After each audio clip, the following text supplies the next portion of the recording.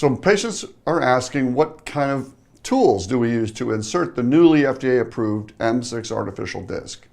I've been doing a lot about the M6 artificial disc because it's a compressible elastic core that I've mentioned in other videos. It doesn't matter what kind of cervical surgery we're doing or disc we're putting in, the initial steps are similar.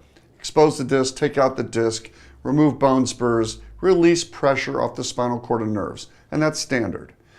Once that's done, with the M6 disc, we have an empty space where your disc used to be. There are three basic tools we use.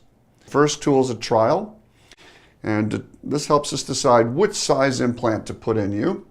Once we trial the appropriate size for you, then we move to what's called a fin cutter. And the fin cutter, because the artificial M6 disc has little fins that go up and down that go in the bone, we line that up and tap small slots in the bone. Once that's done, we use the inserter. We attach the M6 disc to the inserter, insert the artificial disc, center it, and then we're finished. So it's three basic tools that we use to insert the M6 artificial disc. Hope that answers your questions. We'll see you next time.